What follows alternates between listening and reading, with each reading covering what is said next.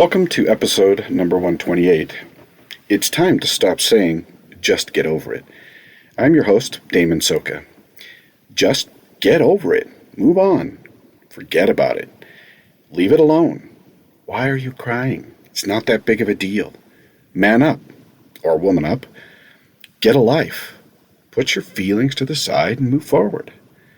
There are also other words, such as, you should just allow Christ to take it. You need to stop thinking about it. You need to pray about it or pray it away. You need to develop faith. You need to ask to be healed, and so forth. The meaning behind the phrase, just get over it, has many variations, but really only one true intent. Your problems need to stop interrupting my life. I realize that the phrase is likely said with a touch of love and compassion at times, but along with that glimmer of concern lies an unwillingness to admit the reality that no one can truly just get over it, and even if they could, they would have done so by now. Now, we are trained very early in our lives what is acceptable as a human or as an emotional response and what is not. We learn early from our parents and later from our peers how emotions should be demonstrated in public situations. We also pass through the same type of learning when we are in the presence of immediate family. Everyone is taught these social rules as part of the unwritten rules allowing society to function. Now, I don't have difficulty with emotional training. We all can't be throwing toddler tantrums because we don't get our way every time. There is certainly a place and time and appropriate methods for demonstrating emotion, and much of that is actually pretty important to our way of life. However, I do have difficulty with the means and the methods that are so often employed attempting to establish what can be termed emotional resilience. The just get over it method of training our children, teenagers, and even young adults to be emotionally resilient truly descends to the lowest common denominator of methodologies. I'm not here to say that every parent needs a child psychology class so they can employ better methods of training, although learning about parenting is never a bad thing. My concern is that the just get over it methodology presents serious problems from the perspectives of balanced and healthy emotions and from a spiritual growth and development. It assumes two things that are troubling from several perspectives. The first is that it assumes that the individual is not making any serious effort to work through their emotional difficulties, simply allowing the emotions to continue and to dominate their life. And the second problem associated with this mentality is a serious lack of empathy, love, and understanding of the entire problem, not just the emotional response. It is as if one is saying ignorantly, I don't care what the issue is, or just find a solution. And then, of course, adding insult to injury, they add, I don't care how you do it or what is ailing you. Just get it done. It ignores even the idea that the emotional outburst might be a result of a much larger problem that needs serious attention and help. It reduces a teaching moment into a short lecture on the ideals of what Paul refers to as love waxing cold. In short, it is the Lucifer's method of emotional resilience, without compassion, concern, or love, and often used through forceful methodology, including threats and demeaning language. Now, don't get me wrong about learning to control our emotions. By the way, I really don't like the word control. I prefer work with or manage our emotions. As we learn to work with what the Lord and our earthly environment has given us and learn the value of our emotions, we can begin to view our emotions from the perspective of understanding rather than baggage. As we do this, our emotional states become significantly more valuable to us and life far more beautiful, as we are better able to see life through more appropriate emotional lenses. We have, for far too long, treated emotions as baggage and something we just need to deal with, rather than embrace and understand. We should also understand, as members of the Church of Jesus Christ of Latter-day Saints, that the milder spiritual version of this just get over it statement, such as you just need more faith, you just need more faith and a priesthood blessing, you need to allow the Savior to bear your burdens, also tend to walk beside the just get over it type of psychology. While appearing to be helpful on the outset, The statements assume in some ways that the individual has not attempted to work with the Savior or allowed him to lift one's difficult emotional burdens.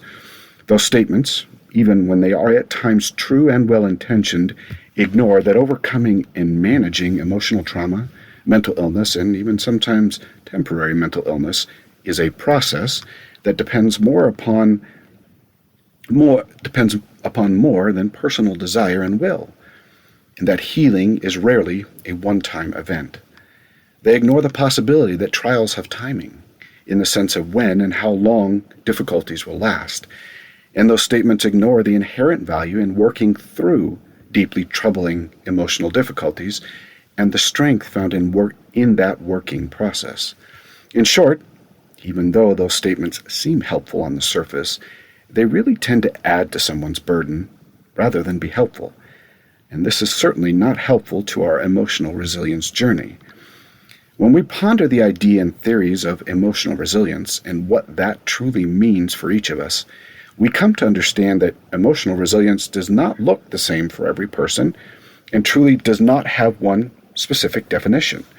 What we also find is that each path to emotional resiliency will be different, based on a host of things like culture, genetic predispositions to emotional difficulties, parents, teachers, friends, peers, social pressures, events in life, and even our spiritual natures. We are the sum total of our experiences and interactions with our environment and those within that environment, and what we have learned through that process. While most brains do function similarly in a biological sense, in almost every other respect, learning emotional resiliency will be more a personal journey than a team hike. Because we cannot feel what someone else is feeling or understand how their mind and body approach emotional stretching moments, we cannot learn through example and modeling what emotional resilience entails. Certainly, through the just get over it method, we can learn to mask our emotions with some time and effort, but masking does not provide for anything except maintaining a public persona that is socially acceptable. Emotions have purpose and meaning in our lives, and it is important to find that purpose and meaning. It is also true that emotions and feelings can run amok because of the chemistry and biology associated with the creation of those important signals in our bodies. Sometimes events in our lives are of such a traumatic nature that our emotional signals become paralyzed and overwhelmed by what we have experienced. And sometimes the chemistry processes that control our emotional states become altered by our DNA and other environmental influences. There exist many causes of mental illness in all its variations, but what is true in all of these instances is that emotions, desire, and feelings matter to the soul, and one cannot simply brush aside what we feel without addressing the issues behind those feelings. Addressing our issues by ignoring or masking the feelings simply pushes the problem down the road and does not provide for a lasting solution. In point of fact, pushing our issues down the road is far more likely to create greater issues that will take greater time and effort to overcome. The gospel does hold the keys to a method and practice that leads to appropriate emotional resiliency, but we must approach healing, trauma, mental illness, and emotional resilience from a far different perspective than the just get over it method. Because we cannot feel exactly what another does, and because there is no real way to model the internal processes needed to manage our emotional states, we will not be able to learn how to process our emotions by watching someone else do it. Although, surprisingly, this is how most people attempt to learn it. I think sometimes this is the reason why the just get over it method is so often employed. We struggle to explain exactly how to process deep emotional pain, innocent suffering, and even emotional illnesses. We don't have the ability within our physical language to express feelings and emotions in a way that another can fully comprehend it. Now, in addition to our inability to explain these processes, we often have learned early in our lives how to bury our emotions to avoid the social punishments that accompany showing outwardly how we feel. Basically, we teach generation after generation how to bury emotions and mask how we feel. rather than to manage and work with our emotions, because that is what we've been taught and pressured to do. Now, while this just get over it method is unhealthy in almost every situation, we do it because that is what we know, and because it is somewhat easy to model in an outward sense. What is often more troubling is that burying our emotions tends to translate even into the spiritual parts of our lives. We will hold back our true feelings in our prayers. We will work to exude a somewhat falsified, happy, perfect emotional life to our peers and fellow members. We will avoid talking about how difficult emotionally our trials really are for us. We will actually resist the very spirit that is attempting to show us the process of emotional resilience and healing. Now, I don't believe we do these things on purpose. I think great social pressure causes us to feel as though we need to show that we are happy and content with our lives, and that the Lord is blessing us for our efforts. We want to be seen by our peers as accepted by the Lord. And serious trials and emotional difficulties are often seen as though we are not trying, we are not working, or that we have fallen out of favor with the Lord. The whole book of Job and his friends' explanations of his trials is truly a lesson in what other people think when we pass through the difficult trials of life, and one of the main reasons why we mask what is happening in our lives. We still associate blessings and happiness with righteousness, and unhappiness, suffering, and trials with unrighteousness. We tend to think that righteousness should lead to a happy and somewhat carefree life, when quite the opposite is true. The more righteous we become, and the more determined to live the gospel, the more difficult our learning experiences tend to be. And with those difficult learning experiences will come deep emotional experiences that must be acknowledged, addressed, and managed through emotional processing. Now, while there are many things that I could provide to help you with this process, today I simply want to address this idea of emotional resiliency from a more spiritual perspective. Now, naturally, I'm going to address it from my own experience, because I can't address it any other way. But even as limited as that might be, I hope that you will find it helpful to your own personal journey. The first thing to understand about your personal journey is that it is going to be a journey, and that time is an important element of the process. Seeing your emotional resiliency as a journey rather than a destination will be valuable as you begin to address and work through your difficulties and even mental illness. Too often we see happiness as an event and a moment in time, rather than a flowing state of emotions, ebbing and flowing with external pressures and internal interpretations. We also tend to view happiness as more of a binary state, either on or off, happy or not, rather than a consistent presence in our lives to a greater or lesser extent. We should view happiness as a continuous process rather than events or a moment brought about by a single event. It is natural to us to want to see our emotions as singularly or as determined by specific events, rather than a flow of thought and energy by which we see the world. We do so because it is easier to view things isolated rather than as a whole. The truth is that we see the world through a personal emotional lens, and we cannot turn that off. Certainly we can alter our perception, we can mask the outward evidence of emotion and attempt to avoid having any emotional preferences, but the truth is everything we experience in our lives comes with emotions. Understanding that will go a long way to understanding emotional resiliency. The second thing to understand as you embark on this journey is the omniscience of your Father in heaven and our Savior.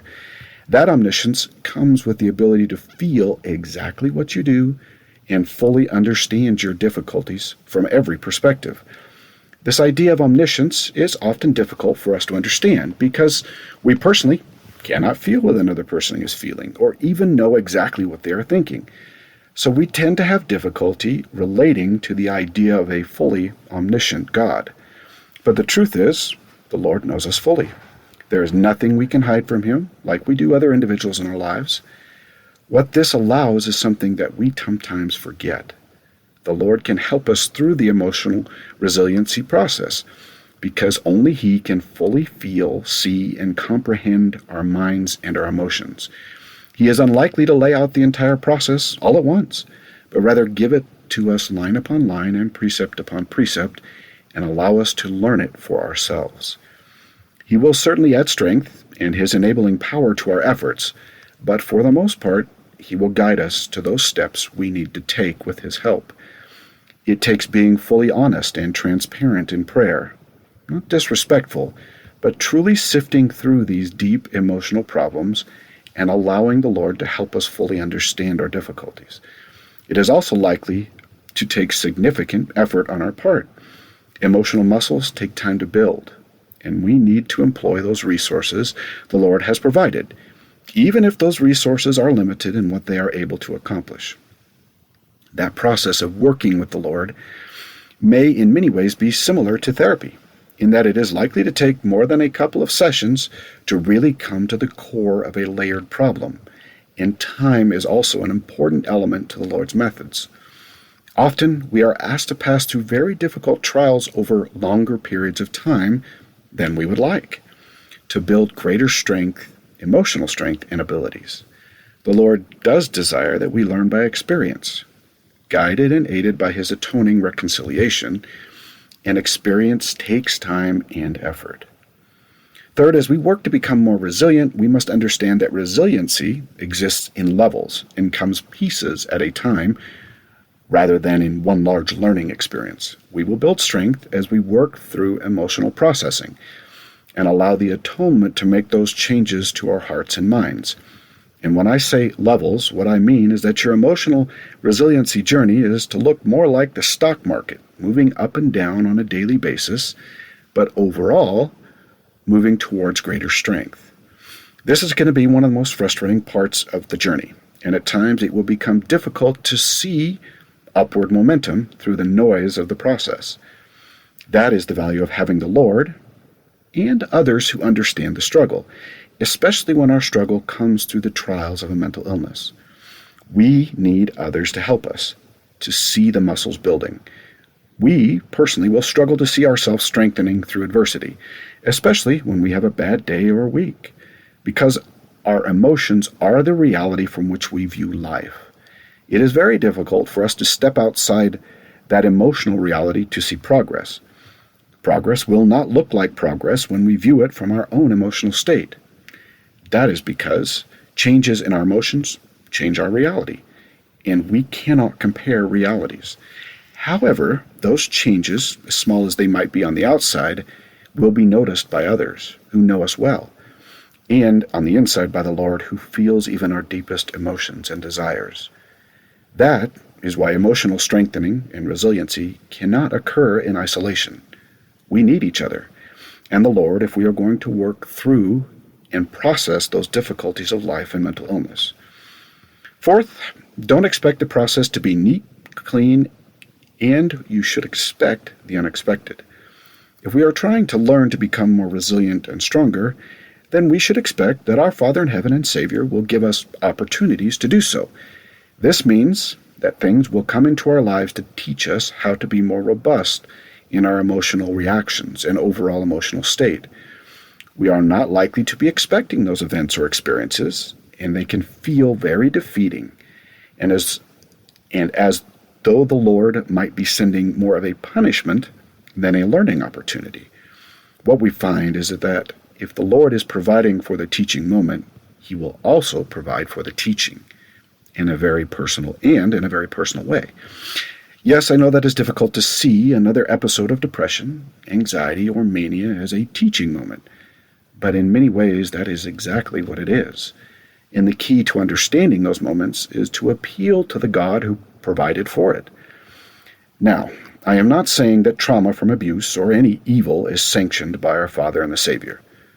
What I am saying is that even trauma that comes out of the most evil actions of others can be turned towards our learning, profit, and eventual understanding when we honestly approach the Lord and are willing to seek out the learning pathway. Every twist, turn, surprise, and even innocent suffering will have benefit to our emotional resiliency when we allow for it. One of the most difficult things in this life will be to suffer innocently under the hands of another person. And perhaps the most difficult thing in life is to derive value from those deeply troubling experiences. Fifth and finally, understand that as much as we would like to dictate the timing of how and when we obtain emotional strength, it is not likely to occur as we plan it. Because we don't know what we don't know, we should expect some level of adjustment on a regular basis to our plans and expect the process to take the time it needs to take. We cannot dictate the journey from the onset and then just blindly walk the emotional resiliency path. This journey requires engagement, instruction, heavenly guidance, and consistent awareness to take place as it should, and that will require being open to adjustment, revelation, and guidance. A hard heart is unlikely to find emotional stability and be resilient to the difficulties of life. So we must soften our heart towards all things. We must endure. And in the end, all of our sacrifices, hurt, and losses will be made up. May the Lord bless you this week. And until next week, do your part so that the Lord can do his.